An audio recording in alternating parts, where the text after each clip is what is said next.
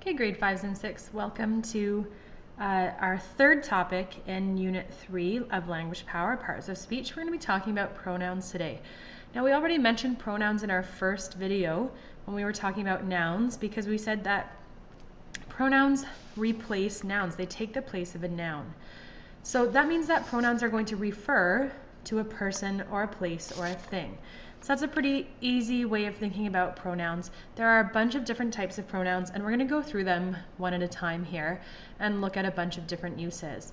Now, I am going to go through this in a little bit of a different order from the grammar book because I think that this might be a little bit easier to see. So just know that this is not the same order as the grammar book.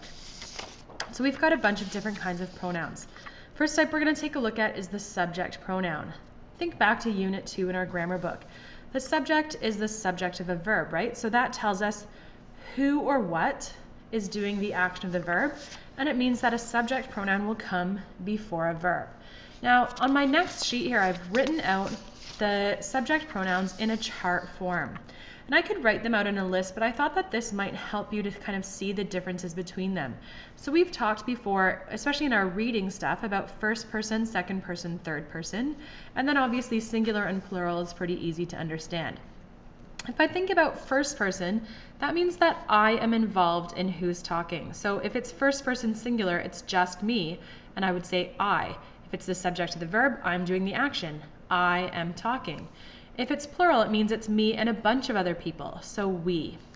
Second person is you. I'm talking to you or about you, somebody else, and I'm talking directly to them, so you or you. Now notice that my singular and plural are exactly the same forms here. Most other languages have a different word, but in English our pronoun is the same for singular or plural, and you just have to tell by the context whether I'm talking to one person or two people or multiple people. Think about French. Singular would be tu, and plural would be vous, right? Third person is if I'm talking about somebody else or something else or someplace else, because a pronoun can be a person, a place, or a thing, right? So if I'm talking about a boy, it would be he. If I'm talking about a girl, it would be she. If I'm talking about something that's not a gendered item, a thing or a place, it would be it. And if it's plural, it's they. So here are two example sentences. I went to the bank. What's my subject pronoun here? It's I. I went to the bank. I is before my verb. I is doing the action of the verb. Here's another one. You go to John Knox. What's my subject pronoun? It's you. In this sentence, am I making it clear if you is singular or plural? I might be talking to a group of people, or I might be talking to just one person. So it's not actually clear from the context because I don't have an antecedent. Wait till the end of the video. We're going to talk about what an antecedent is. My next kind of pronouns are object pronouns. And objects are the object of a verb. Now, that's kind of a terrible definition because what does that mean?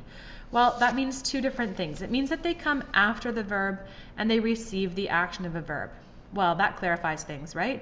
Maybe not so much. So let's take a look at some examples of object pronouns to kind of get our heads around what we mean by object pronouns.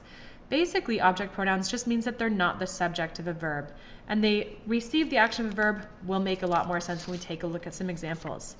Here's my same chart, only this time I've got the object pronouns in it. Notice that in that row here where I was talking about singular and first person, if it was talking about I, it's become me, and we has become us. Look at you. In second person here, you or you, I have exactly the same word that I did in my subject pronouns. So you is either a subject pronoun or an object pronoun, and the usage, where it is in the sentence, will tell me whether it's subject or object. If I'm talking about a boy, it's him. About a girl, it's her. About something that doesn't have a gender, it would be it. And if that's plural, it would be them. Here are some example sentences again. Bob gave the book to me. Well, here's my object pronoun, and look, where's my verb? Bob, or gave. My subject is Bob, my verb is gave. Me, my object pronoun, is coming after my verb and receiving the action of the verb. Second sentence, she was talking with him. I've put a subject pronoun in here, but look, here's my verb, was talking. Who was talking? She was talking. So she is my subject pronoun, and him is my object pronoun, coming after the verb and receiving the action of the verb. These two words in front of my object pronouns in both my sentences are prepositions, and we're going to be taking a look at prepositions later in this unit, but it's just important for us to note that a lot of times object pronouns will have prepositions in front of them. Our next type of pronoun is a possessive pronoun. Now we looked at possessive already in nouns, and possessive pronouns are pretty similar. So possessive pronouns show the ownership of something. Just like if I say Miss Pasma's '(s) book, that shows that it belongs to me, shows the ownership. Pronouns that are possessive show that something belongs to a person. So there are two different types here, and we're going to look at the list and then we're going to look at how they occur. So some of them stand alone, and those ones are mine, yours, his, hers, ours, and theirs. Some of them only go before nouns: my, your, his, her, its, our, their. Look at the difference here. A lot of these, we're just adding an S if we say they stand alone, right? Your, yours. Her, hers. Our, ours. Their, theirs. But one of the ones for us to mention specifically is that his, we have in both categories, exactly the same word. And my and mine is a different word, changing quite a bit. So what do we mean by they go before a noun or they stand alone? Let's take a look at some example sentences. In our first set here, two sentences. My grandma is 98 years old. What would be the possessive pronoun? It would be my. Now, if I didn't use a pronoun here, I would need to say Miss Pasma's grandma is 98 years old. And I would, of course, have that apostrophe S, right? Miss Pasma's grandma is 98 years old. Second sentence, hers is 62 years old. What's my possessive pronoun? From my list before, I can remember that it's hers.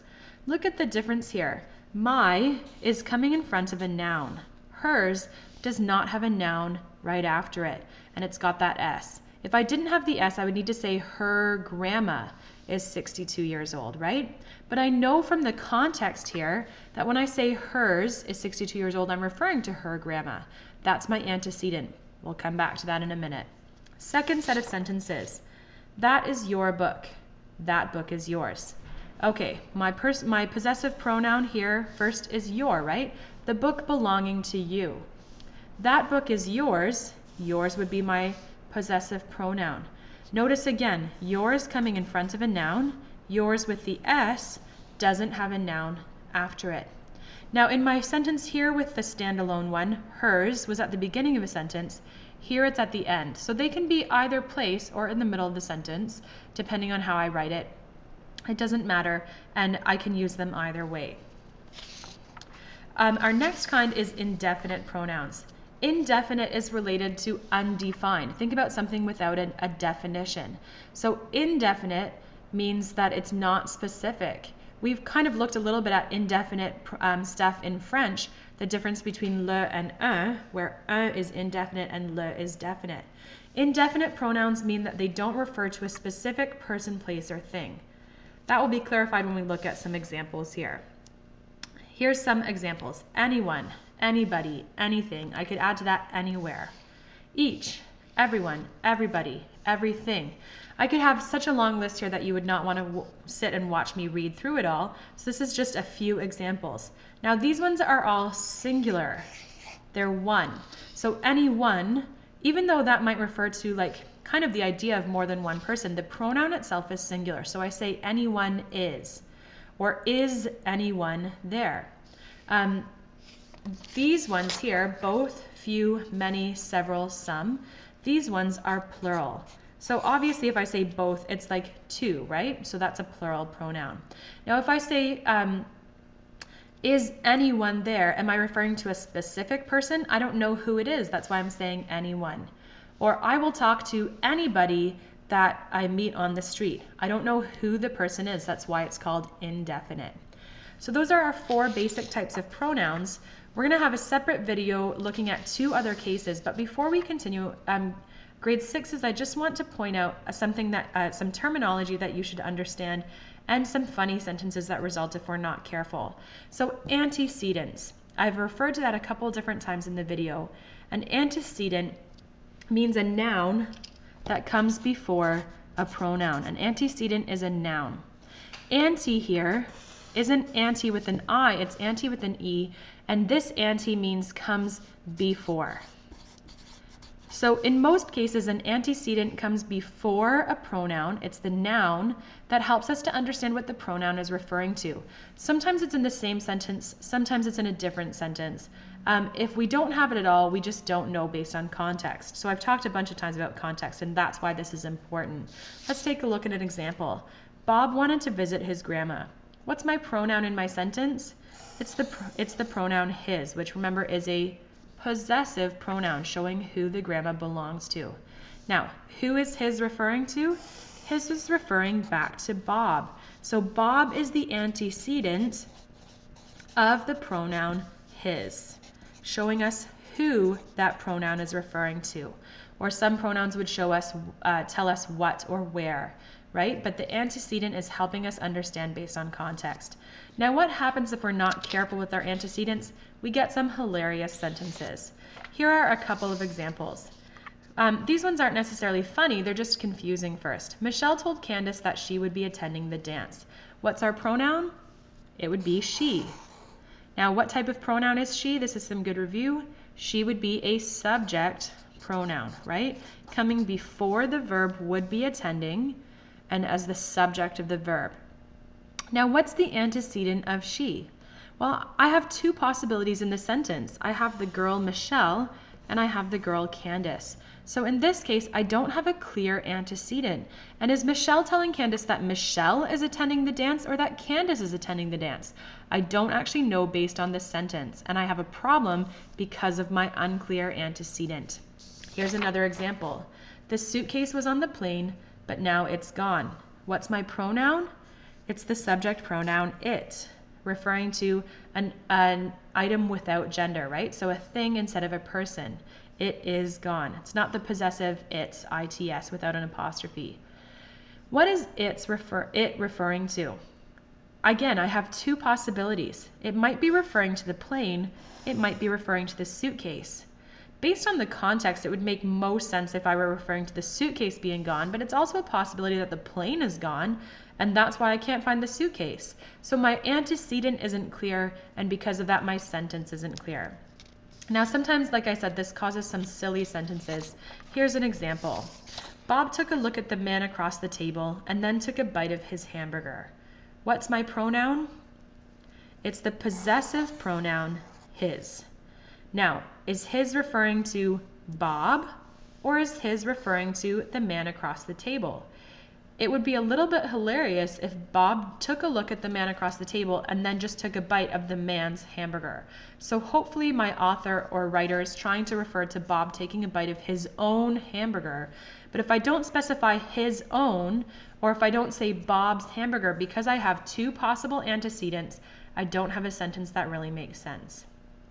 All right, you know your 4 basic types of pronouns. You've seen what antecedents are. Time to get to work in your grammar book on different types of pronouns, and you can come back and check out 2 different other topics, subject pronouns with linking verbs and the use of who or whom. Make sure you ask if you've got any questions, and good luck on those exercises.